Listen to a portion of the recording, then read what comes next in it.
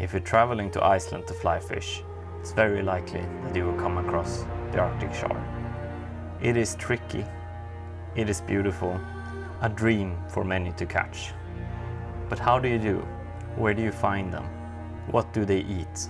Fly fishing for Arctic char is a challenge, and I hope that this is just the first of many videos where we dig deeper in the strategy of catching this elusive fish.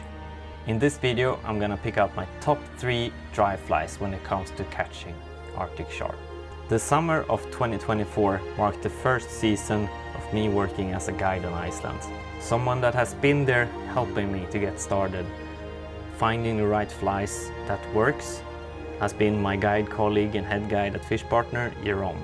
It is his fly boxes that has been the inspiration for what I use. So I want to give big credit to him even before we start this video. The first fly is gonna be this little Midge emerger.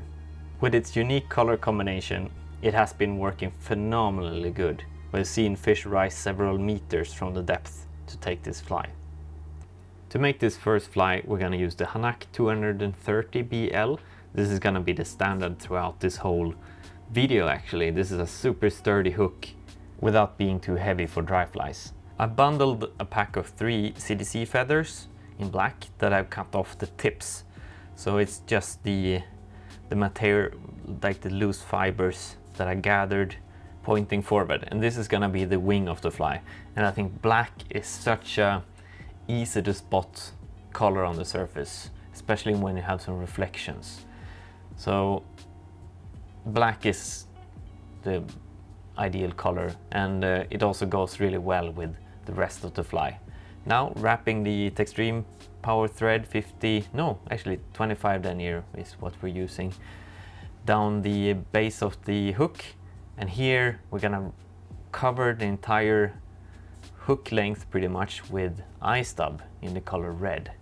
And the color for this fly, we got the inspiration from the Midge larvae that we can see in the water. If they look like this when they're emerging, it's a dispute to have. I'm not so sure, but it's such a shiny and visual kind of dubbing. It's super interesting to use for dry flies, and it's definitely shown that it's working for us. Putting some dubbing on the thread and making a dubbing loop out of it later. I love this way of putting in a dubbing when you use like spiky natural dubbings. This is Snowshoe rabbit foot dubbing in the color black from Nature Spirit, and twisting it like this in a dubbing loop makes it hold so much more, so you can brush these spiky fibers out. And I want this really like stickly, leggy looking things going into the, it just looks so much better, and it stays on the fly itself. It makes it way more durable if you do like this. So just dub it on the thread first and then create the dubbing loop. It's easy to attach these short spiky fibers.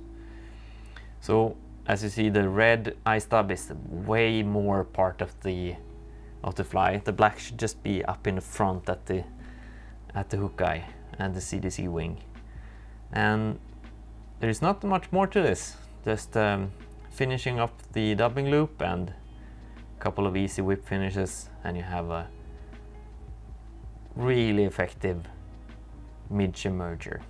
Tie these type of flies on size, I would say 16 to 20, so pretty small sizes. And this color has been just simply outstanding for us. I tie many different Midge emergers, but this one is ruling them all, day and night. When making this video, I can't ignore using my #1 confidence dry fly, the Elk CDC, because it has been so effective for Arctic char as well. Here I'm tying it again on the Hanak 230 BL, but this time in size 14. I use this fly in any size from 10 to 16. The thread I'm using is the Textreme standard thread in 8/0, color light brown. And this is because I want it to be an easy fly to do and finish. It's kind of a true guide fly, that that it's tied in a way that saves a lot of time, especially at the finish of the fly.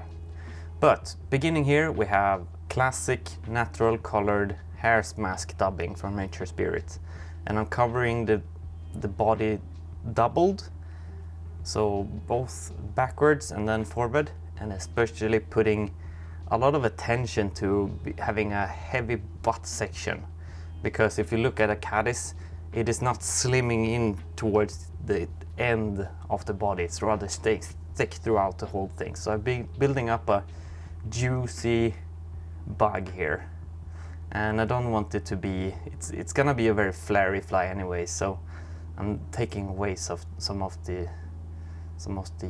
spiky strands that is sticking out on the body. After that, I'm splitting the thread, and here we're gonna use a CDC feather in brown color. I've just prepared it in a magic tool, put it over on a hair clamp, and then just spin this on the thread. This CDC is gonna look like legs and give like a bulky thorax area. But yeah, CDC gives a very lively look in the water or on the surface, because we fish these, even if we fish in rivers for Arctic char, they typically stand in very slow moving places. So these lively legs, they look really nice and can get the Arctic char to come up and take the fly. Here we've started with the wing now, and I'm using the Nature Spirit X-Caddis deer hair. I use that instead of elk, which is in the traditional elk and CDC. I think the X-Caddis deer hair is so easy to work with. Just brush out a little bit of the underfur, and then you have a beautiful piece of hair to work with. I want to showcase a fly that is easy to tie and goes fast to make. That is exactly the type of flies I have in my box. So it's not going to be the most fancy thing, but you separate the wing from the forward sticking fibers and just cut them off. I do it in one cut. They're going to be a little bit uneven, but the fish won't matter. Finishing up with the whip finish, ending the fly like this is going to leave a little bit of exposed tying thread underneath the wing. But when I matched the thread with the fly's color, it's not going to stand out as something super obvious. Giving it a little bit of a brush to lift off some of the CDC fibers that were trapped.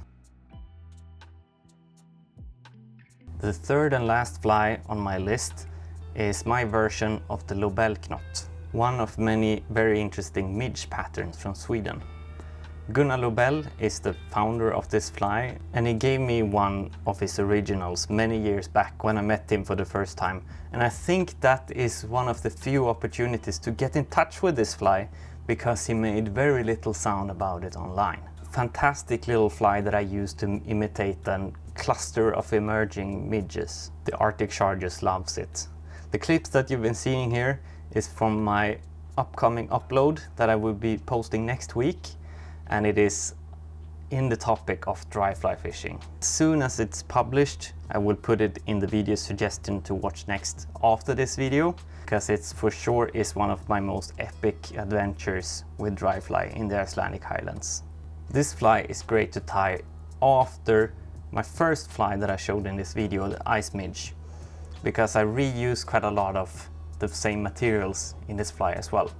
Same hook, same thread, and for the beginning here, I'm gonna attach the fibers that are sticking out in both the front and the rear. It's gonna mimic the shells of the bugs that are emerging. And here I use the Klingberg bug yarn in the color Spent Spinner. But it's a tricolor material, and I pick out just a few of the silvery fibers. Now it's time to make the dubbing mix. And I'm using some of the leftover CDC from the first fly, because when I cut off the CDC feathers, it left a lot of materials that can still be used. I'm mixing it with Hareline Senio's Shaggy Dub in hot pink, and the same rabbit foot dubbing as in the first fly. I used the same method of applying the dubbing as in the first fly when I made the thorax. Put the dubbing on the thread, then create the dubbing loop around it, spin it, and then brush it. Here it's super important because the rubber legs won't stay in the fly if you don't secure it like this. After you brushed it out well, you have a carpet on your thread which is filled with nice fluffy dubbing and some bright color in the rubber legs. I don't know what it is when it comes to the Arctic Char, they just love color. And we found it when we used nymphs, and we tried to apply it in our dry flies as well, and it works great.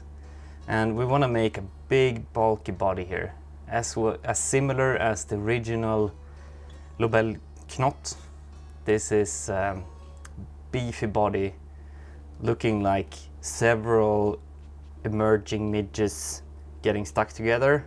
And the reason why we have this white sparkly shiny stuff in both ends, it's like several different shells from different bugs. It's not to look like just one fly, because one singular midge, it's so tiny, it's hard to imitate, and they often clump together. So I think this is an awesome fly pattern to have, easy to tie, and for Arctic Char, poof, I have a hard time imagining using a better fly than this. We're gonna do our best here to pick out some of the rubber legs.